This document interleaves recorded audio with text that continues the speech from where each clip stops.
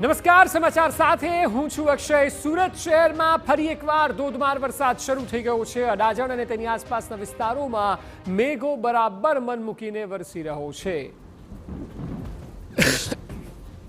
કાળા ડિબાંગ વાદળો વચ્ચે મુશળધાર વરસાદ વરસી રહ્યો છે। અનેક વિસ્તારોમાં માર્ગો પર વરસાદી પાણી ભરાયા છે। માર્ગો પર પાણી ભરાતા વાહન ચાલકોને હાલાકી પડી રહી છે। હવામાન વિભાગ દ્વારા વરસાદની આગાહી કરવામાં આવી છે।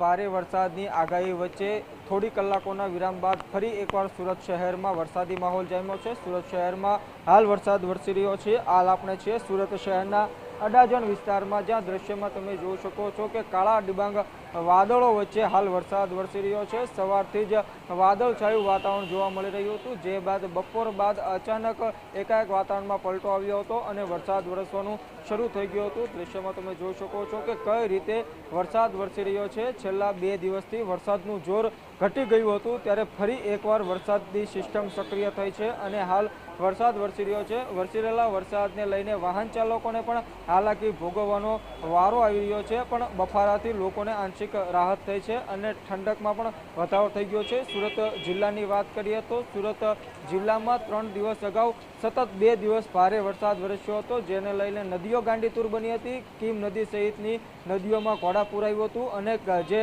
કાંઠા વિસ્તારના ગામડાઓ છે તેમાં પૂરની સ્થિતિ સર્જાઈ હતી, જેને લઈને તંત્ર સતર્ક થયું હતું। તંત્ર દ્વારા અનેક લોકોનું સ્થળાંતર રેસ્ક્યુ કરવામાં આવ્યું હતું। જો કે વરસાદનું જોર ઘટી જતા અને વરસાદ બંધ થઈ જતા સૌએ રાહતનો શ્વાસ લીધો હતો, ત્યારે 2 દિવસ બાદ ફરી એકવાર વરસાદી સિસ્ટમ સક્રિય થઈ છે અને સુરત શહેરના અડાજણ સહિતના વિસ્તારોમાં હાલ વરસાદ વરસી રહ્યો છે। ત્યારે હવામાન વિભાગ દ્વારા પણ સુરત શહેર સહિત દક્ષિણ ગુજરાતમાં ભારે વરસાદની આગાહી કરાઈ છે। વરસી રહેલા વરસાદને લઈને ખેડૂતોમાં ખુશીની લહેર જોવા મળી રહી છે।